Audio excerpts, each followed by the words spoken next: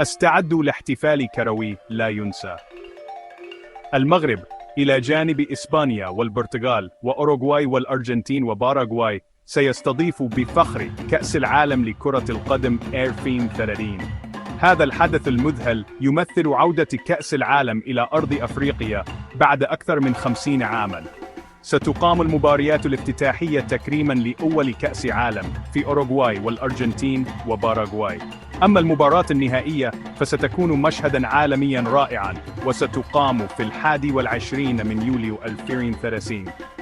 أين ستلعب هذه المباراة التاريخية؟ ترقبوا. المغرب مستعد للترحيب بالمشجعين من كل ركن من أركان العالم. هذه مناسبة عظيمة لأمتنا، تظهر شغفنا بكرة القدم وكرم ضيافتنا.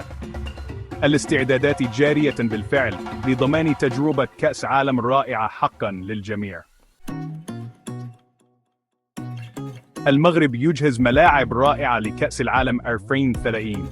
ستفتخر الدار البيضاء بأكبر ملعب في البطولة، وهو ملعب الحسن الثاني الجديد بسعة مذهلة تبلغ 115,000 متفرج. تخيلوا هدير الجماهير. سيتم توسيع ملعب أدرار بأكادير ليستوعب 70,000 مشجع متحمس. ستكشف الرباط عن ملعبها الجديد الأمير مولاي عبد الله، وهو تحفة معمارية حديثة تتسع ل65,000 متفرج.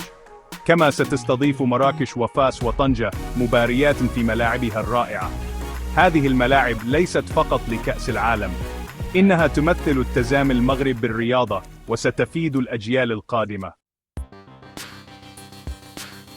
استضاف المغرب مؤخراً مؤتمر التعدين الدولي المغرب 2024 في مراكش.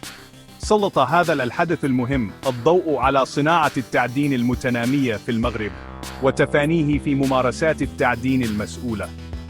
اجتمع خبراء وقادة من جميع أنحاء العالم لمناقشة مستقبل التعدين.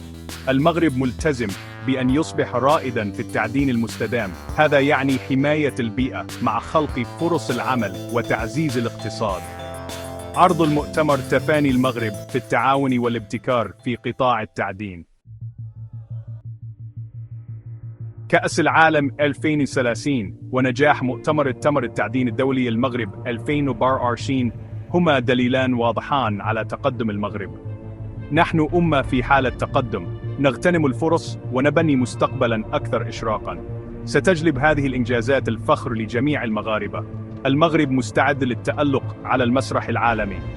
دعونا نرحب بالعالم بأذرع مفتوحة ونظهر لهم أفضل ما في المغرب.